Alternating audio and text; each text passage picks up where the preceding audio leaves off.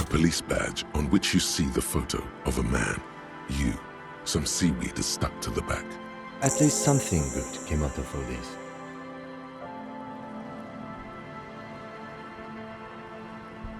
Encased between two durable plastic sheets is a bluish card with lines of information and a watermark in the shape of the street grid. You see a photo, a name, a rank, a document number, the date of issue, and in the lower right corner, the man keeps winking at you with his green-gray eyes.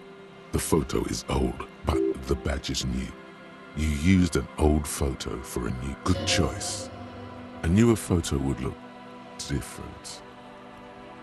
8, maybe 10 years. The guy in the picture is rather good looking. He's got a nice haircut and is distinctly lacking in massive sideburns. What do you think? His face is already contorted by the expression. Although it looks better on him because he isn't in as much pain while producing it as you are now. Although there's already a hint of that. Don't be fooled. The bad times have already begun. Wake up the past and tell it to stay away. The bad times are here to stay.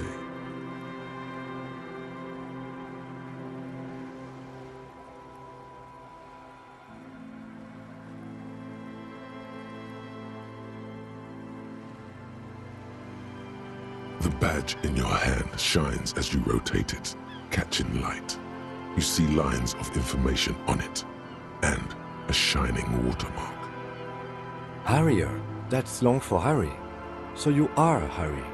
Evrard was half right. Probably not a lot of people know your full name. Whoever told him you're Harry Dubois didn't.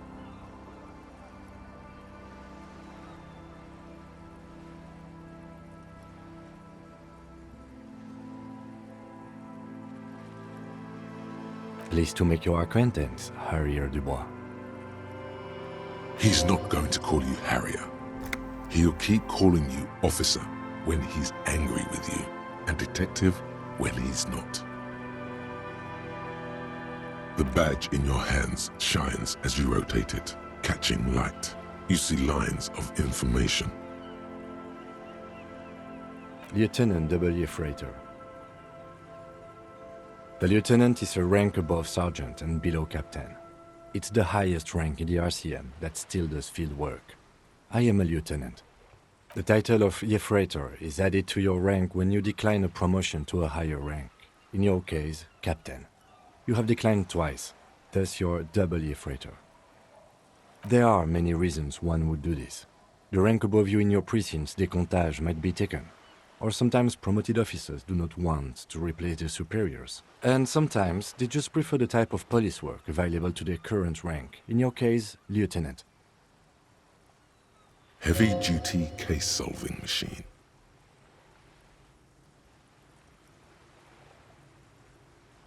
Décomptage is the hierarchical system employed by the Revachol citizens' militia. It means counting down to twos. The countdown is modeled after the dual leadership system employed by the left during the revolution, which in turn was developed by last-century experimental psychologists in the University of Königstein. The lowest rank is junior officer, usually teenagers. Then there are the patrol officers, then sergeants, lieutenants, and then a captain. That's basically it, except kings like satellite officers and the additional freighter rank I already explained. The long and short of it is, you're his superior.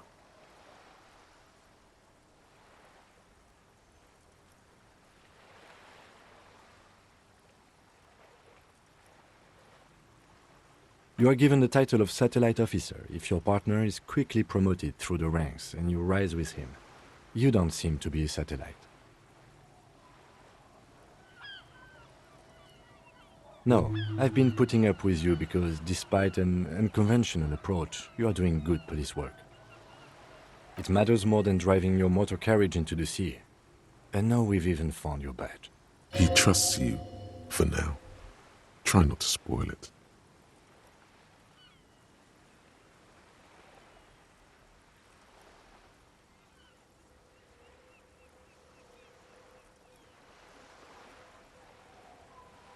Such a small yet precious thing. Expensive paper caught between thick plastic, like a fly in amber. It reads,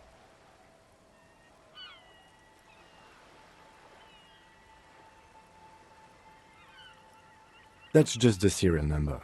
Revachol, Jamrock, Precinct 41, with some numbers thrown in there for good measure. the numbers are not there for good measure. They have an administrative purpose, one that's unfortunately been erased from your memory.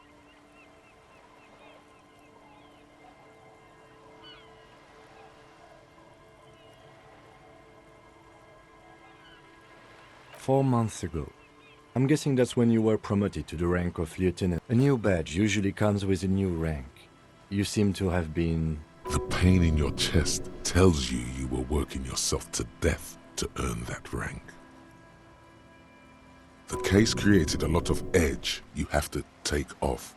The death march really gets us going. You're pretty sure you weren't doing well, but better? Probably yes.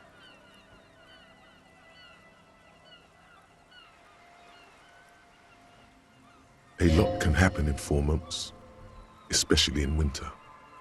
The winters are never easy on you, of that you are sure. Yes, it's the designation of your precinct. 41, like mine says 57. The 57th is mostly industrial harbor, a lot of asphalt. The 41st is... It's a tough station to work in. You have all of Jamrock to cover.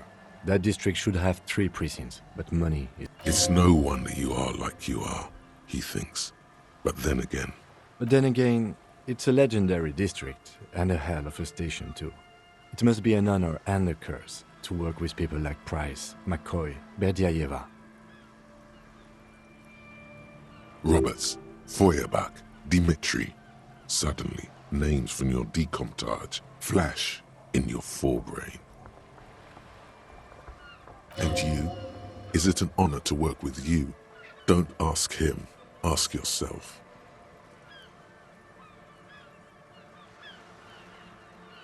The badge in your hand shines as you rotate it, catching light.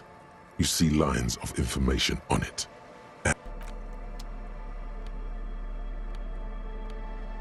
The library card is folded into 2 and still slightly wet to the touch. The front side reads, Central Jamrock Public Library Card, issued to Billy Mejean, expires July 53. Billy is a unisex name. Could be the deceased, or his family member. Whoever owns this card is an avid reader. You find a list of books written in blue pencil. Radio thriller. Stand a little less between me and the sun.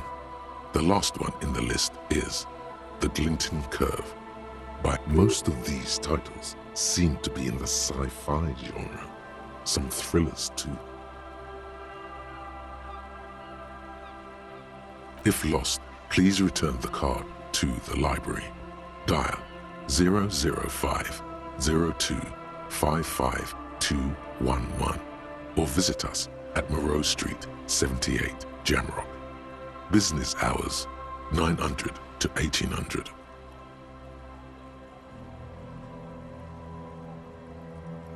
Good. We should give them a call from my kinema. See if we can learn anything about Billy Mejean.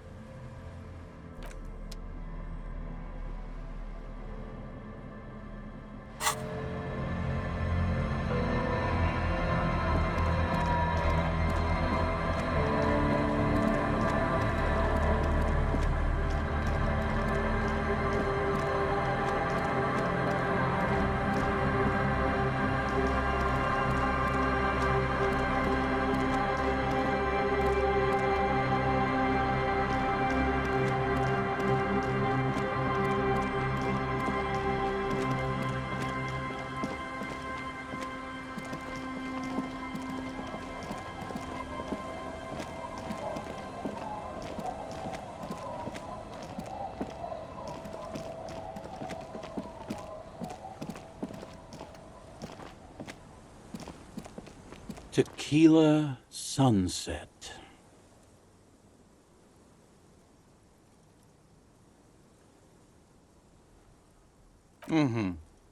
Let me take a sip to moisten up my cords. Tequila Sunset rolled into Martinez last Friday. And by Tequila Sunset, I mean you, the man, the myth. Hey, let's not jump ahead of ourselves. This is your story.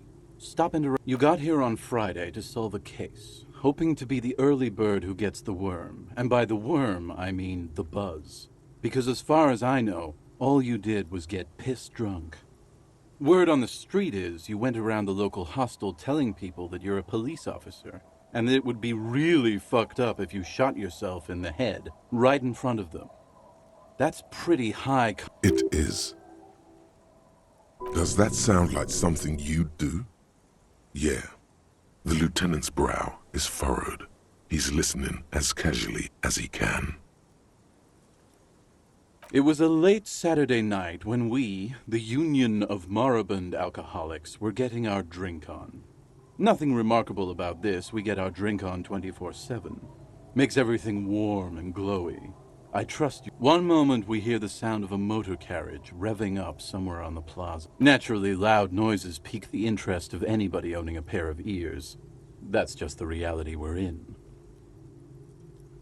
Anyway, there was a brief silence. A gasp of silence, if you will, followed by a real commotion. We heard the carriage careening towards the... Sounded like someone jumped the canal. We grabbed our brewskis and rushed to the jetty. Never underestimate the speed of an alcoholic. What we saw was a sight to behold. A beat-up police carriage containing you. Right there on the beach. You revved the engine and screamed at the top of your lungs, "The time hath come!" So, naturally, being the curious cat I am, I asked what time hath come. The time hath come for Tequila Sunset, the end of all things! After which, your reality contracted. You jammed the pedal, plowed right off the jetty, and through the ice. Your hands cramp on the steering levers.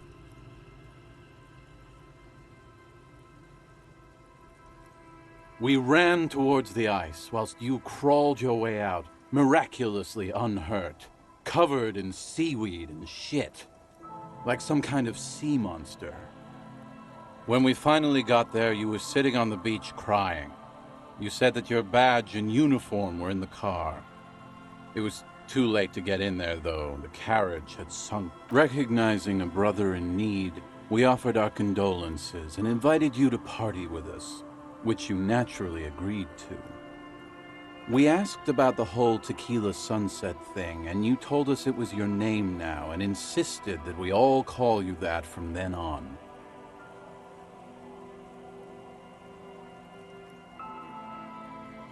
No, that's just what your mother called you.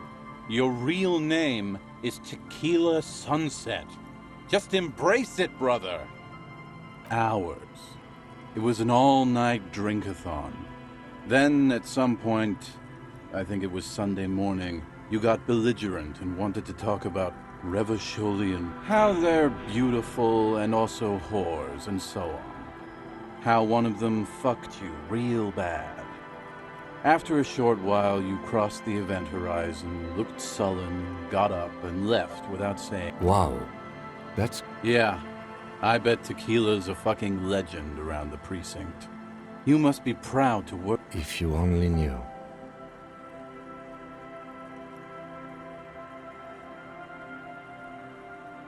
You were pretty vague about it, but you kept saying you got fucked real hard, and that we've all been fucked too. Please, don't open that door.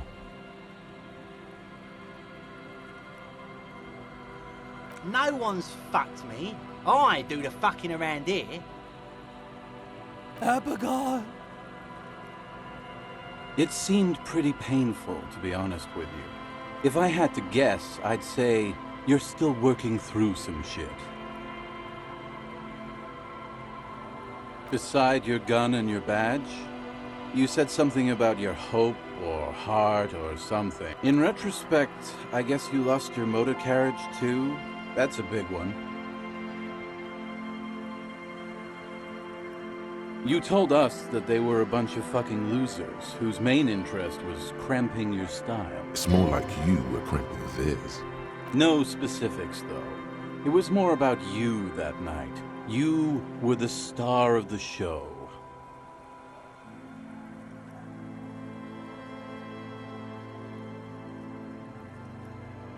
Yeah, you said it was no biggie and that you'd solve it in no time.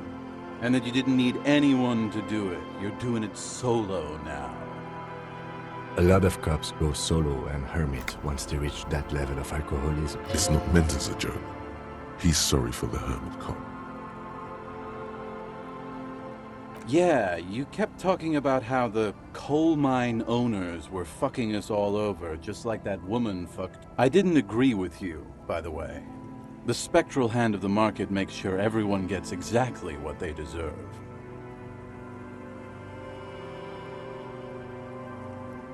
You kept apologizing for being such a bad cop, and for the damage you've inflicted. You also kept pausing to knock the heel of your hand against your temples, saying, "Stupid, stupid, stupid." It's a hard thing for a man to confront his past. That's why I avoid mine at all costs.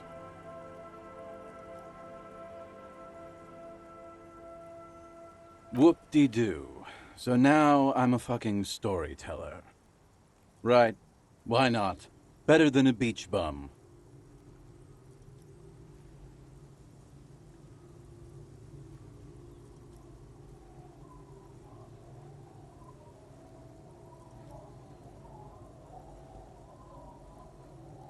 It depends, really.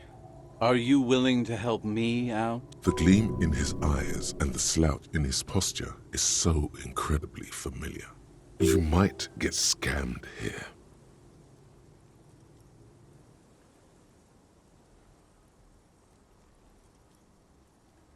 Booze. Did you already forget our party? The thing I relayed to you earlier.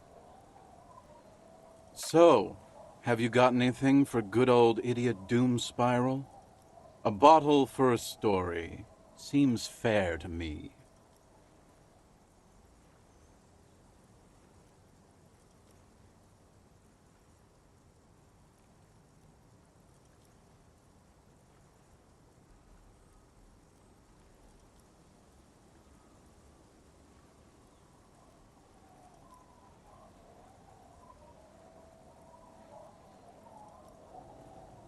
Interesting. Ah, this is what they use to keep the working men going.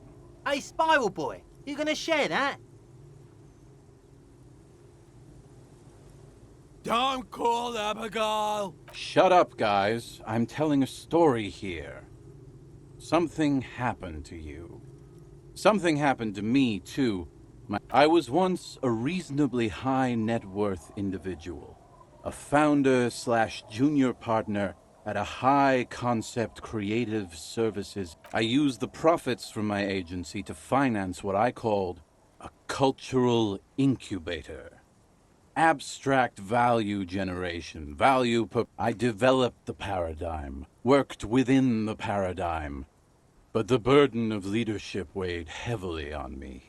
So I went jogging every so often to keep myself 22 full-time employees, an all-star team, a potentially historical set of individuals. Worrying about them often kept me up well into the morning hours. It did.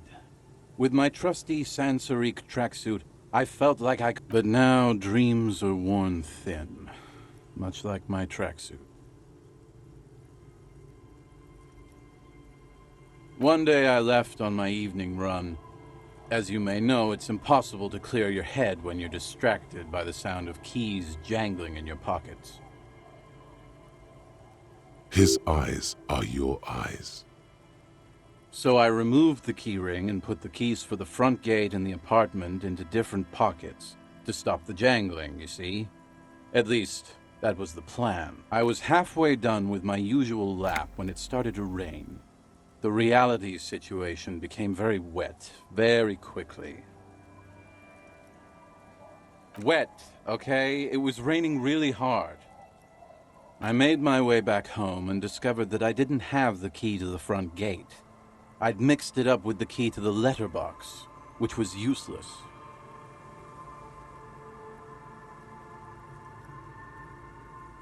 Naturally, the situation required me to climb over the gate, which I did. There was no climbing down because I slipped and landed on my ass. No, you don't. Whatever. The point is, reality was looking rather grim just then. Me lying on my ass in a mud pit in the middle. So I made my way across the yard. Standing in front of my apartment door, fumbling with my pockets, I realized that I'd also forgotten my apartment. I wish I were, Tequila. I wish I were. Instead of my apartment key, I'd taken the key to the office. I rang my neighbor's buzzers. It was late, and most of them didn't even answer. Those who did assumed I was trying to... People are naturally wary of ad men, you see. One moment someone chats you up, 5 minutes later you've bought a box of edible lingerie and a strap-on. I don't begrudge them, especially since I was known to be one of the best. Heavy is the head. Just then, I experienced a moment of clarity. I still had the key to my office. I could wait out, but when I reached my office, I remembered that I'd asked one of my producers to change the locks that day. And since I hired only the best, he'd already done it. Anyway, long story short, life spiraled out of control. I haven't gotten into my apartment for years, and my girlfriend left me because she didn't want to date a homeless man. So, now you've heard my tragic tale. What do you think? Like nothing you've ever heard, huh?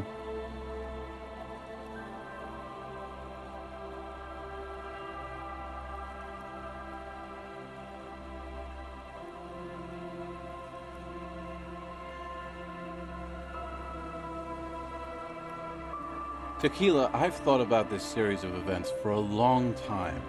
If there was anything else to it... Why didn't you go to the authority? Well, at one point they came to me, but, you know, I didn't have any ID on me, so they tossed me in jail for 2 days.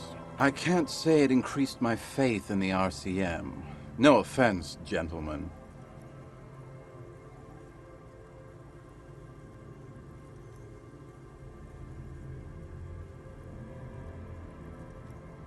I don't remember you being such a dick before, Tequila.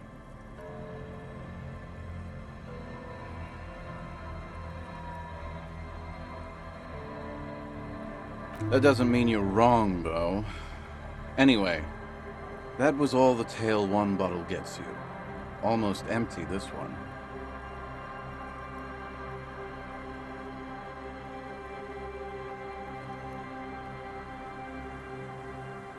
Good fucking question, Tequila. If I knew the answer, you think I'd be hanging out on a beach in this formerly premium but now extremely dirty... I used to own my reality situation. My business buddies and I had our own creative services agency. Now I can't hang on to anything. Just last week I stole this nice new jacket, but then I lost it too. You of all people should empathize with this. Perhaps this lost jacket is something you could help with?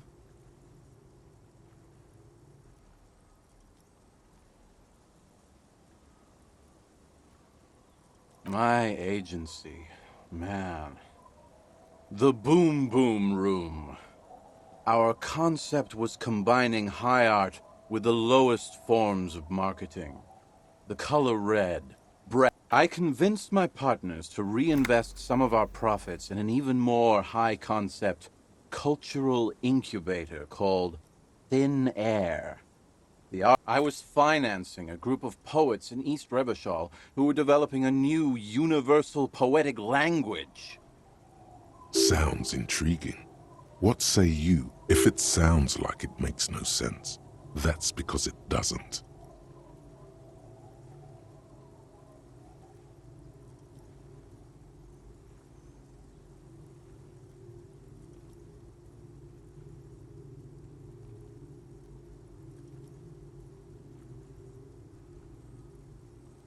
Well, you know, sex sells. That's the first rule of advertising.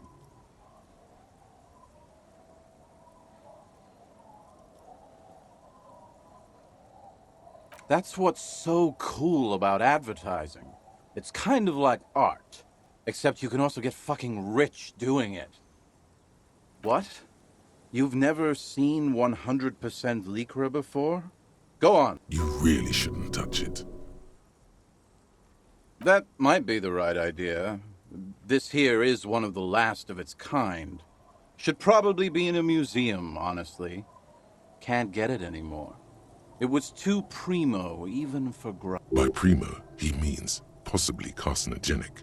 Lycra, TM, was a synthetic fabric developed by manufacturers in the middle 40s. Notable mainly for the swishy sound it makes, it's also known to become extremely itchy if not properly cared for. Wow, you're lucky. He never lets me feel it. That's because your paws are fucking filthy, Rosemary. We're right next to the bay. You could wash them anytime.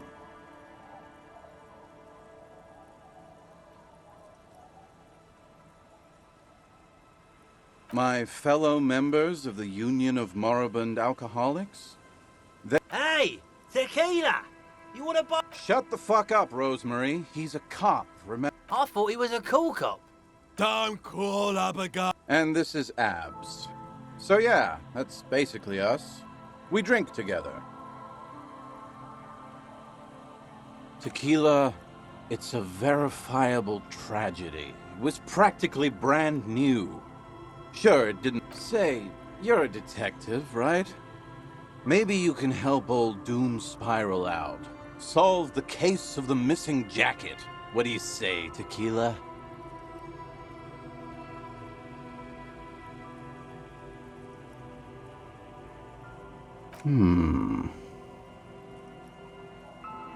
Nah, this isn't it. Found? That's medium concept stuff. Totally not my style.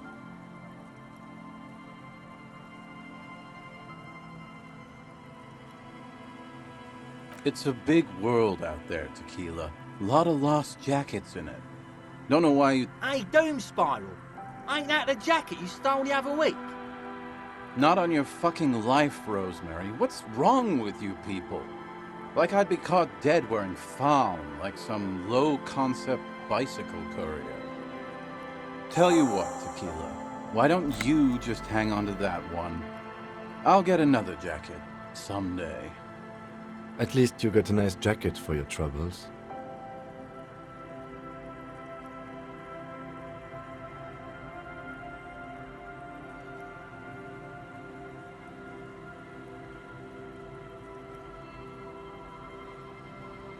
Okay.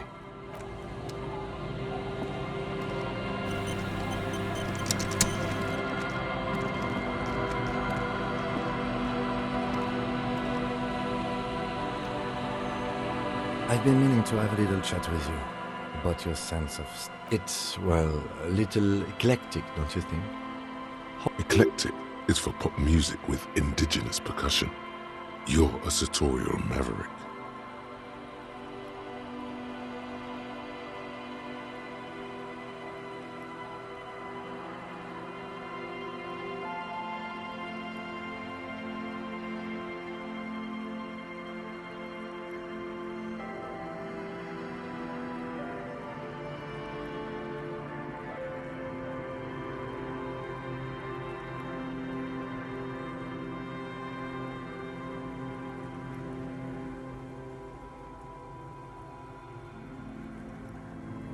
You know the expression, the clothes make the man? The right outfit in the right situation can make all the difference in the world.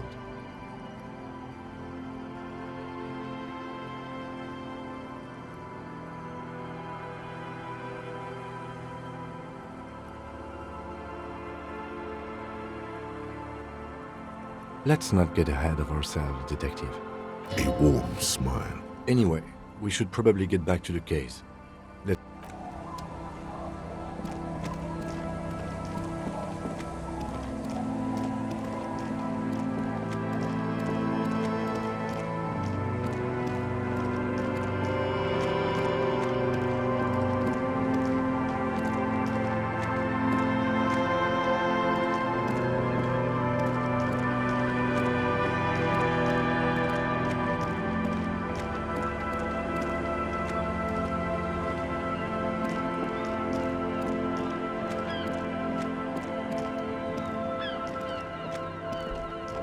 familiar apparatus lies among the reeds, another one of Morel's traps. Weighed down by the reeds bend forlornly toward the sand. You see slabs of concrete north. In the east, the city center hums to you. The constant, distant song, louder on this part of the coast, nearer somehow. And there's that. This trap is also full of panicked locusts. No sign of any cryptozoological beast inside. Another empty trap.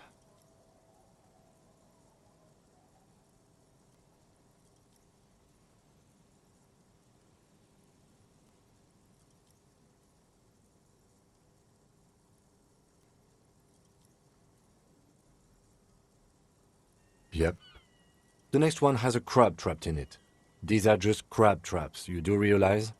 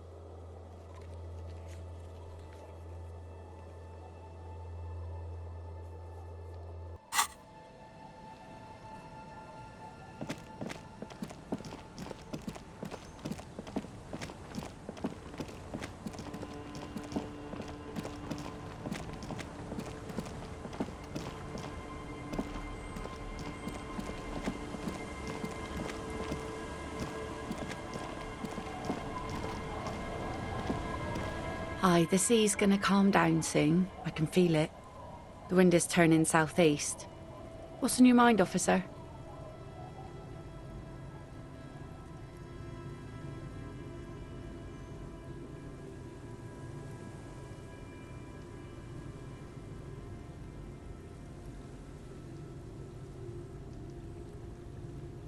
Oh, that's good to know, I guess. Why is it in the sea?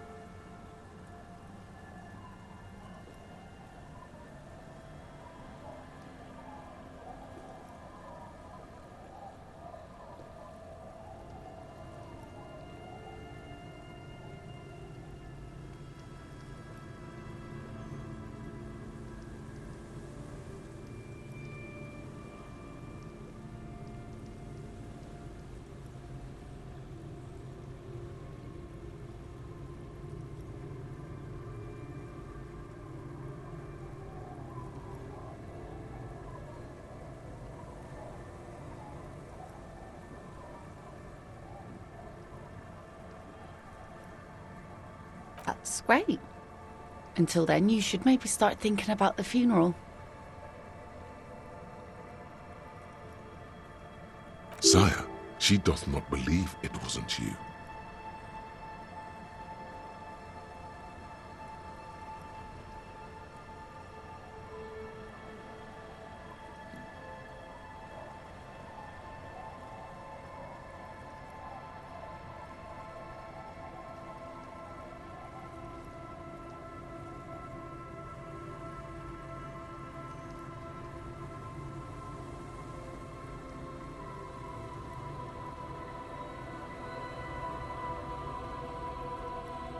Aye. Feels deserved, don't you think? Falling in the line of duty like that and all.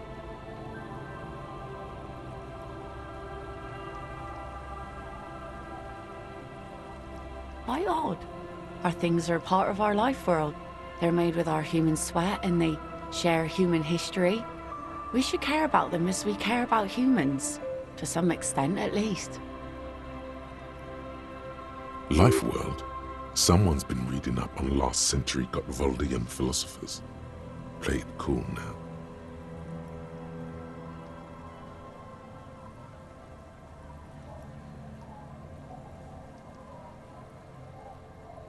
Oh yeah? You won't even be able to get it out of the water before early June. And where are you going to bury it? Who to invite? What music to play at the wake? Take it from someone who's been through a few funerals. It's easiest to just leave them there and let nature take care of it. That's all we have time for right now anyway. Come back here in June and see how you feel about it then. It's not like it's going anywhere.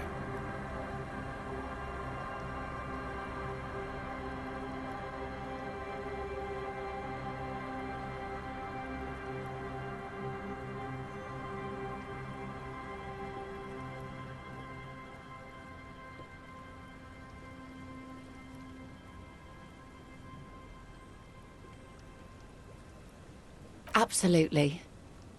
Things like what, for example?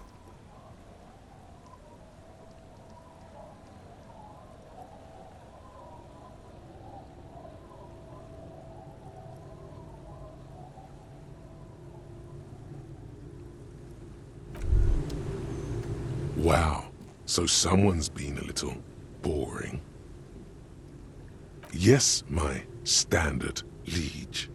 Someone's seen all sorts of wild ideas pop off and thought, I'll take the boring one. The regular, please. The brown.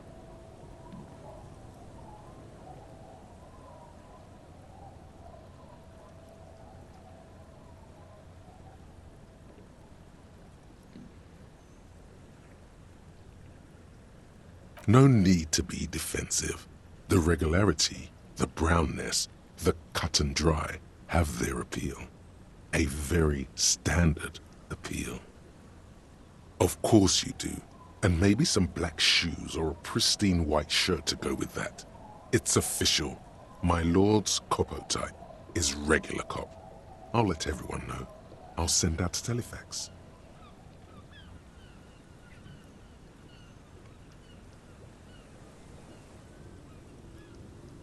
Good, good. Of course.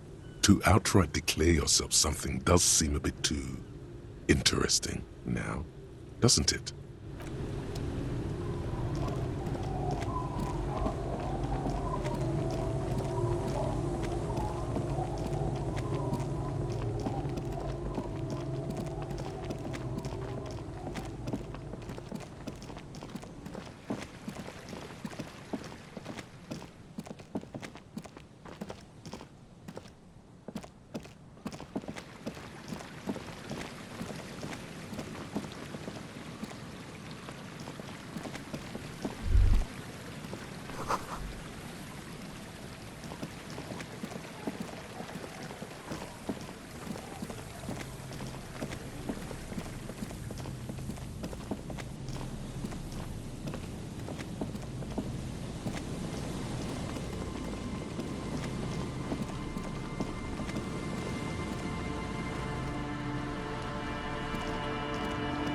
This is the trap Morel just set. Checking it over, he said, is just a technicality. The reeds by the abandoned campsite hiss. The later it gets, the colder. Remnants of the camp can still be seen. Nothing but locusts in this trap as well. Definitely no crypto. Empty as all of them. One more of these and we're done.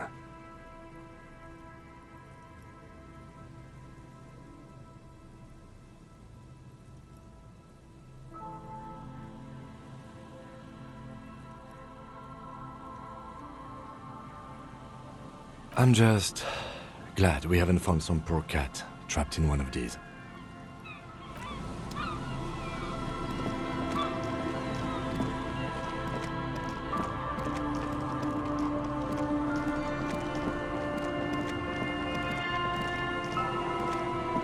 takes you a moment, but finally you spot the last of Morel's traps.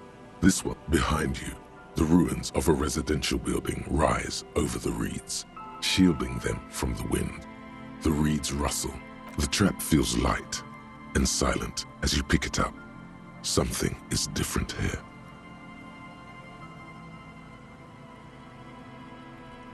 No locust.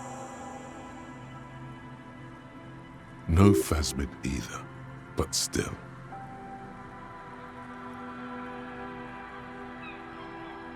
Well, the bait worked on something. This doesn't mean it was a reed monster, though. Unless you see one in there. I just see an empty trap.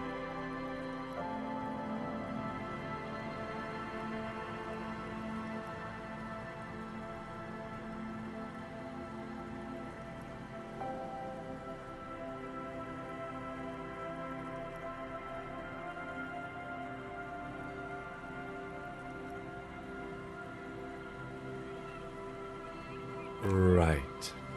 Anyway, that's for the cryptozoologists to figure out now. We're not cryptozoologists. We're cops. Behind you, the ruins of a residential building rise over the reeds, shielding.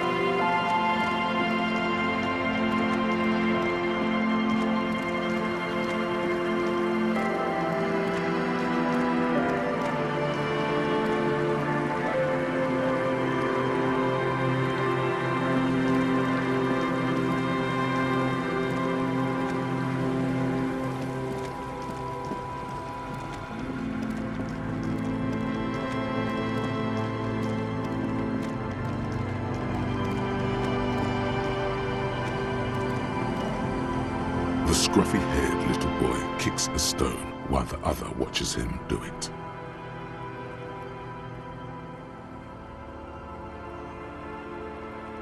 Yes.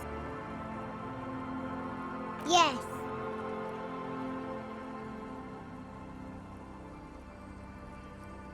It doesn't look like he knows what that means. This one doesn't say anything, kicking the concrete with his worn. Lily's our mum.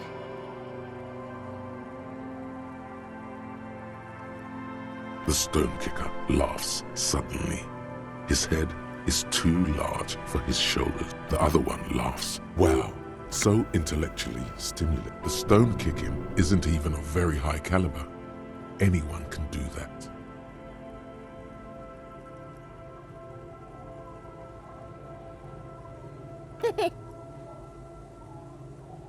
You're stupid.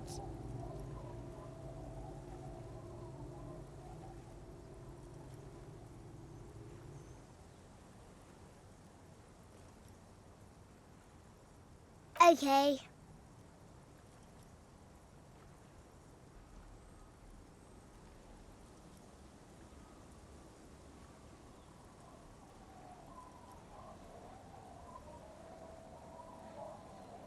The stone kicking. He looks just like me.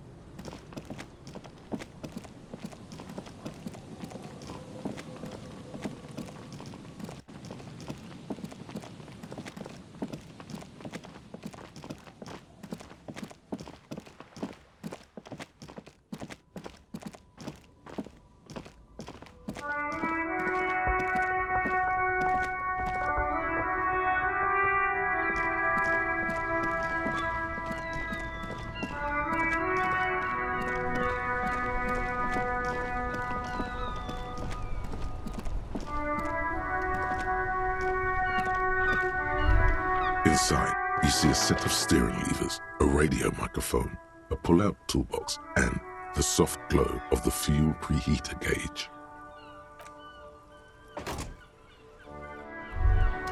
The afternoon sun shimmers off the white on blue police livery of the motor carriage. Do something important? Something murder-related? There's always something important. Doesn't mean you can't take a moment to admire. This is a Caprice Canema, the Caprice Motor Corps follow-up to their highly successful workhorse, Caprice 40, and the answer to the Lum's racing breed with its air-cooled, rear-mounted 12-cylinder compression ignition engine, driving the rear wheels through a 4-speed manual gearbox. The Canema is able to reach 100 kilometers per hour in 13.5 seconds and go on to a top speed of 180 kilometers an hour.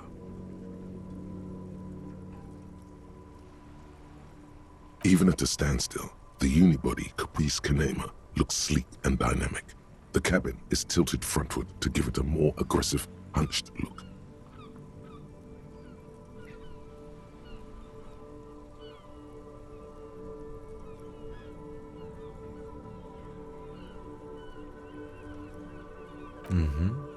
You want to take a closer look?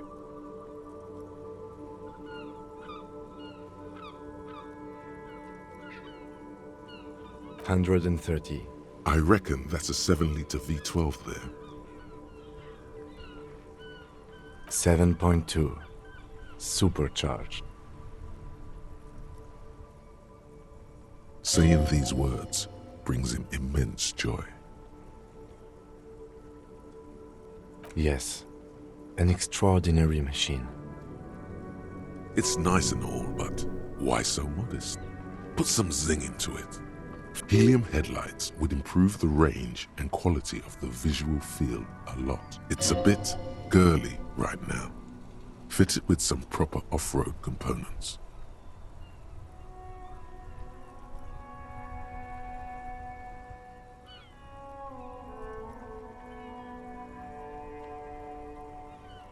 Actually, I have a pair at home.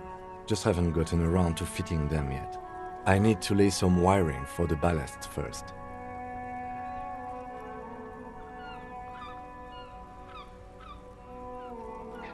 Maybe. Yes, definitely maybe. And means no.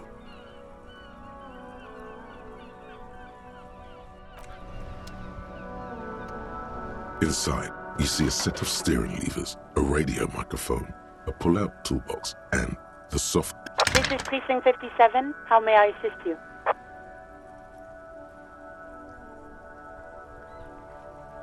One moment. Can you please describe the body? Age, sex, cause of death? We suspect he might have been inebriated when he fell. There were bottles all around him, and traces. Any signs of violence? No field autopsy necessary. What about his belongings? Did you examine his clothes? Any information on the library card? Good. You have a lead. Do you and Lieutenant Kitsuragi want to take the case, or should I assign it to someone else? I have assigned the case to Lieutenant Kim Kitsuragi. Please follow up on this library lead to identify the man. We'll send someone to take the body to the morgue. That's all for now. Thank you for reporting in. Is there anything else I can do for you? Hold on, officer. I've got Central Jamrock Public Library on the line, and I've already introduced you to their librarian. Connect. Yes, this is Central Jamrock Public Library here. How can I help you, officer? He sounds worried, yet ready to assist. This is how people get when the police call. Billy Majon, you said. Give me a moment, I'll have to... Yes, hello, are you still there? I found Billy Majon's home address, is that alright? No phone number. They're too poor to have a phone line. Here we go, sir. Rue de Saint-Ghislain, 33B, apartment number 20. It's in Martinez, I believe. Capeside Apartments, it says. That's all. It says here that they returned their last book just a few days ago. but I wasn't at work that day. Marie? Marie? Do you remember a reader named Billy Majon? They returned a Tybalt book the other day. Yes, it was my colleague Marie. She said that it was Billy's husband who returned the book. He also asked for this new sci-fi release, Lowe's Radio City 87. But we don't have it yet. Good. You have a name now.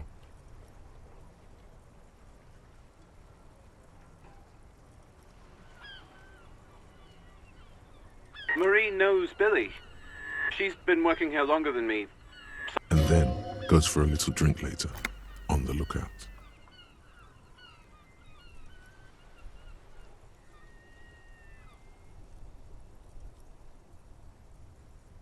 Sorry, no. Marie only knows him by sight. Marie? She said it was an older man, and that she's pretty sure he'd had a drink or two. 1 second.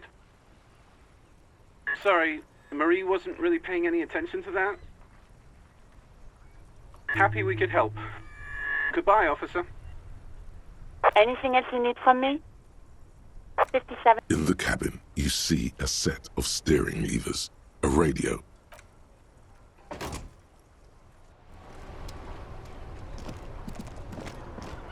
Make way for the master poet.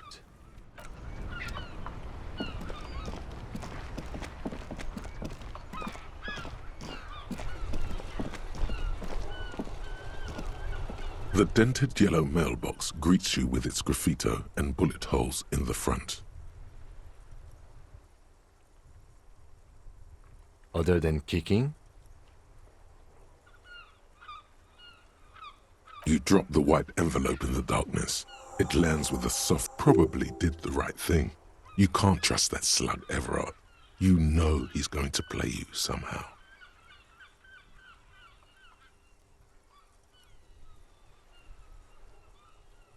All right, let's go back to Everard.